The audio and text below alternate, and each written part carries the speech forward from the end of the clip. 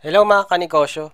Ngayon ay mag-install tayo ng CCTV para sa business natin. Kaya simulan na natin to pagkatapos ng intro.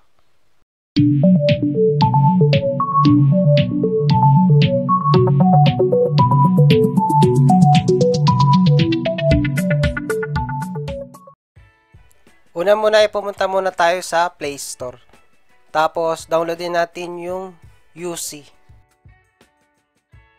Pag na-download nyo na, open nyo lang. Itong app pala na ito yung gagamitin natin para magamit natin yung CCTV.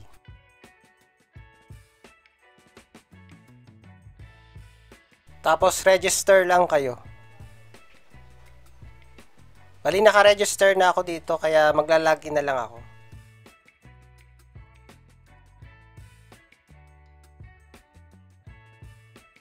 Pagka-login ko may gantong lumabas. Bali upgrading lang yung camera. Hintayin lang natin na mag-upgrade ng 5 to 10 minutes. Bali yung 5 antenna, yun yung binili ko. Same company lang naman yun.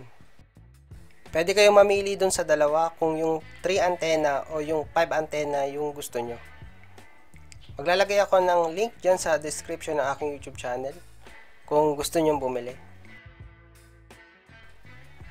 Dahil malaki ang may tutulong ng CCTV na ito, lalo na sa mga may business.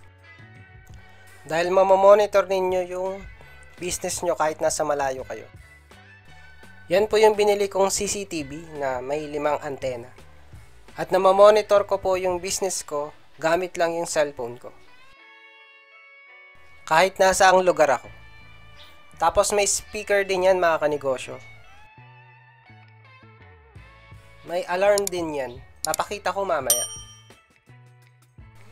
Iwas kupit din to mga kanegosyo kung may mga tauhan na kayo. Yung CCTV na to ay kailangan nyo pala ng Wi-Fi. Balik na tayo sa app. Yan, nabuksan na natin.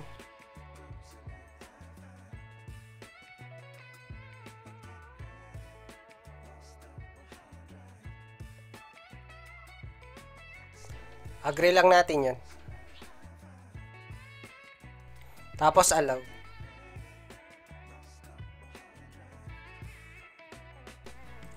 Ayan na siya mga kanegosyo.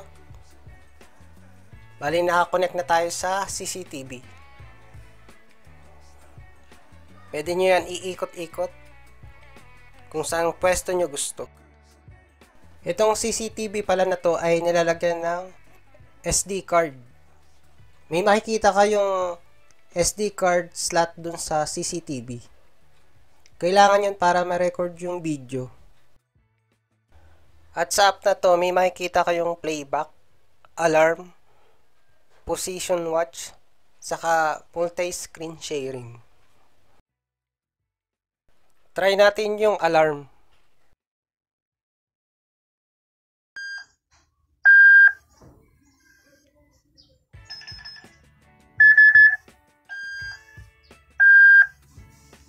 Try din natin yung playback.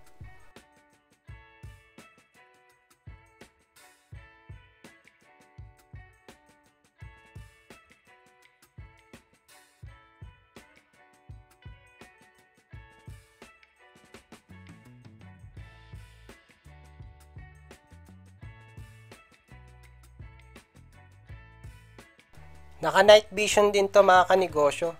Kahit madilim nakikita niya. Kaya maganda rin to for security. Hanggang dito na lang mga kanegosyo. Pa-like, subscribe at hit mo na rin ang notification bell para updated ka palagi sa mga video na i-upload ko. Thank you!